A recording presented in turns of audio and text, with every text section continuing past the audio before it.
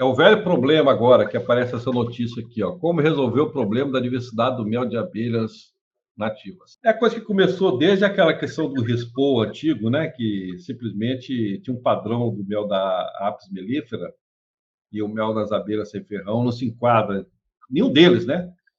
É. Aí começar a tentar encontrar um padrão, aí de repente você começa a perceber que entre o mel das próprias abelhas nativas há diferenças bastante marcantes que dificultam, inclusive, a padronização. Então nós estamos nessa luta aí agora de tentando ver se conseguimos criar um leque muito mais amplo de caracterizações que possa permitir que, pelo menos, do ponto de vista da legislação, você possa fazer uma comercialização, do ponto de vista legal, sem problema nenhum. E com relação à abelha nativa, sem ferrão, a diferenciação entre uma e outra é muito grande. Então, você abarcar numa legislação única, né, essas diferenças vai ser um ponto difícil de chegar, mas tem que buscar esse momento, porque vou fazer um paralelo com a Apis.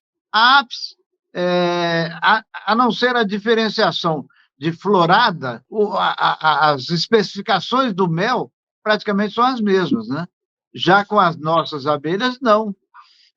A diferenciação é muito grande entre uma espécie e outra, né? Porque ela traz... A umidade é marcante, né?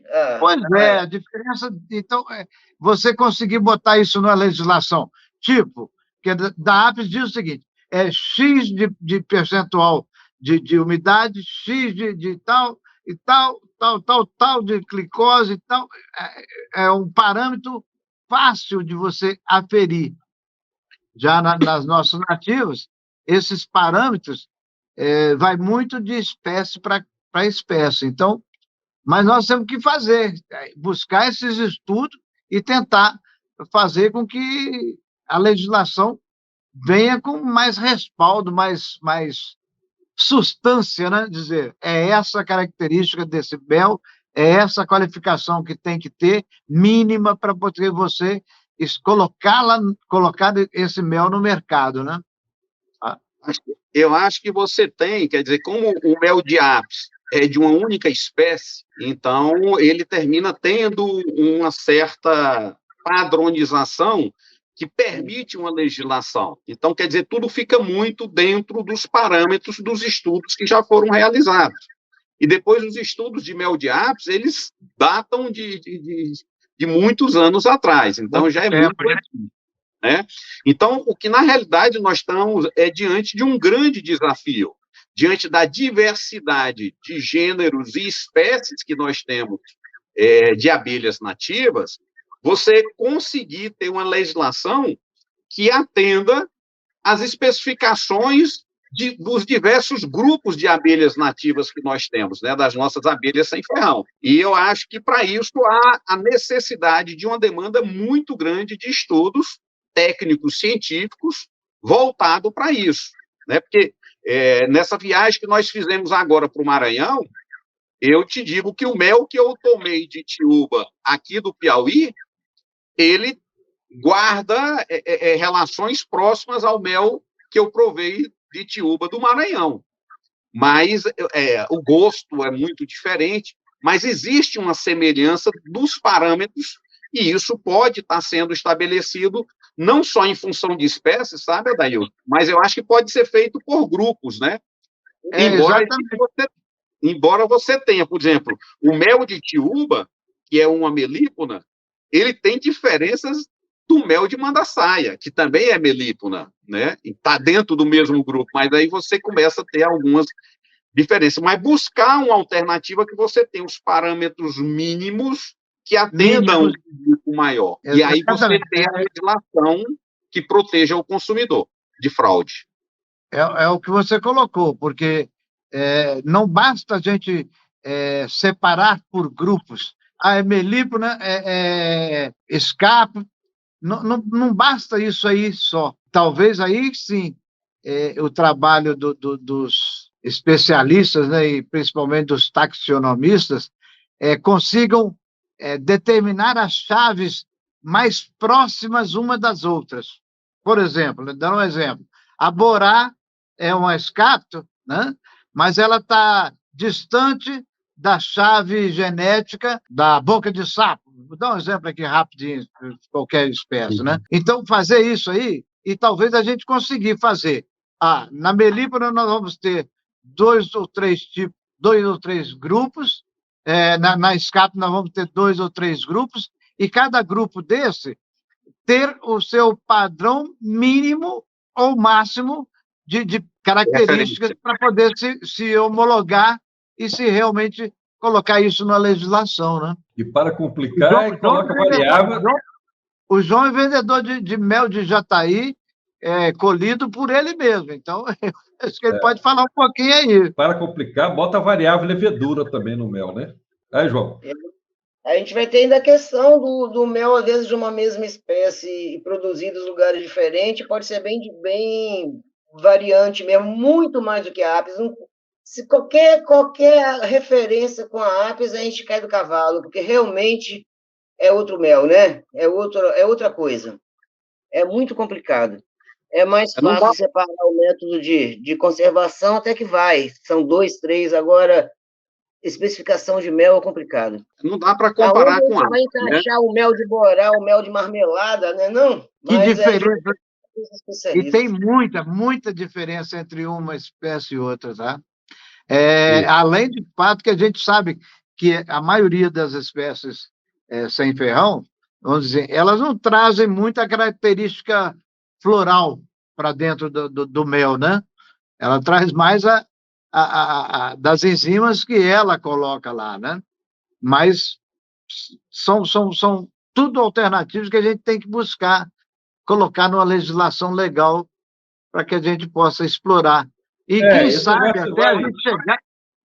quem sabe a gente até chegar a um ponto, como o João falou, a diferença de um mel de jataí colhido lá no Caparaó dele lá, para um mel colhido aqui na região litorânea, e a gente possa, com isso, determinar até uma IG, uma identidade geográfica para determinado mel. Olha o avanço que a gente teria para isso aí, né?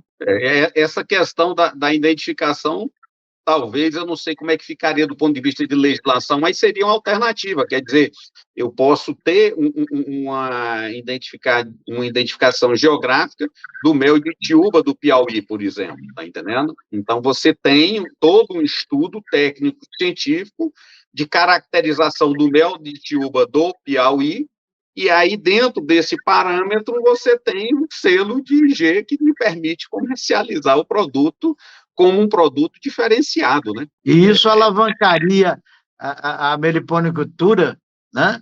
A um ponto muito mais alto, né?